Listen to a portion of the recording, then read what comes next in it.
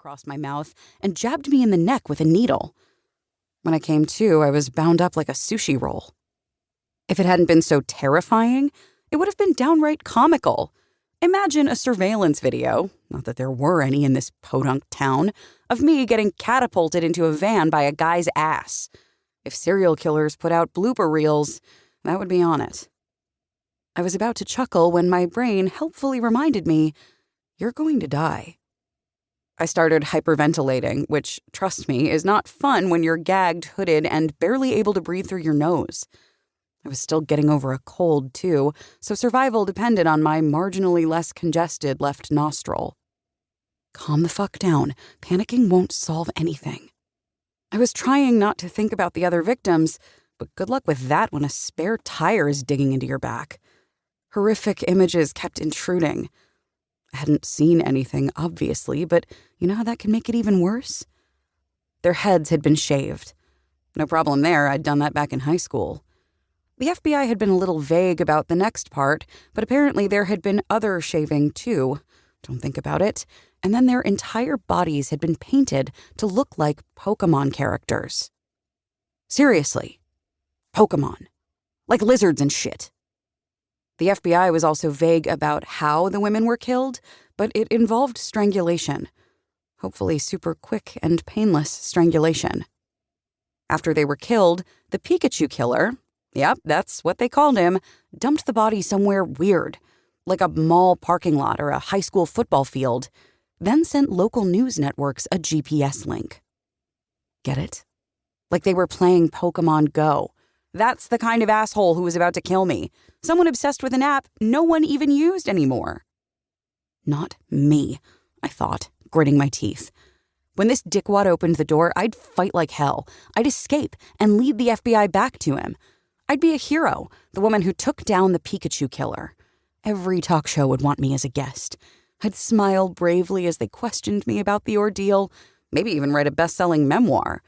Eventually, this would just be an awful memory that I'd get past with the help of a fancy therapist. The van abruptly lurched, hurling me sideways. Then it slowed down. My heart pounded faster. This was it. We were arriving at the creepy cabin/warehouse/underground lair, or whatever he used for a kill room. Sweat broke out on my forehead. I desperately tried to remember the women's self-defense class I took last year. Was I supposed to go for his eyes first or his balls? I should have paid more attention, but there had been this really cute girl who distracted me. The brakes squealed as we lurched to a stop.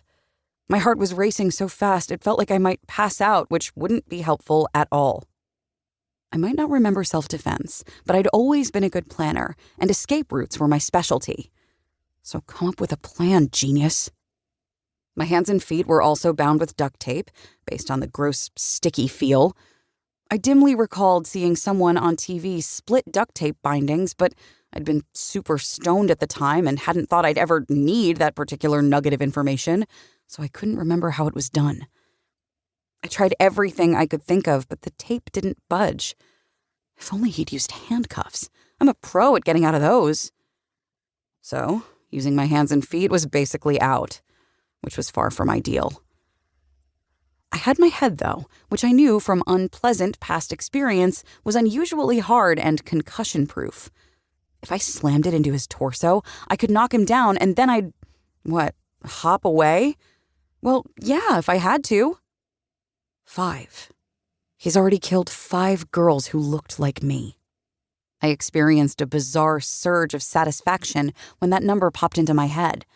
Then the van's door popped open, ushering in a blast of chill air. Okay, Amber, I told myself, it's now or never. The minute he grabs you, you've got to... A sharp jab in my ankle made me scream against the duct tape. God damn it! He was drugging me again.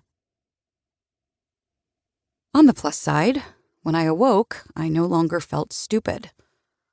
Unfortunately, that emotion was replaced by utter abject terror, so it wasn't exactly an improvement. The hood was gone. I was in a dark room lit by a bare bulb. The floor was concrete, and the walls and ceiling were covered in bumpy, noise-canceling foam. The periphery of the room was cast in shadow, but the illuminated circle contained enough to inspire...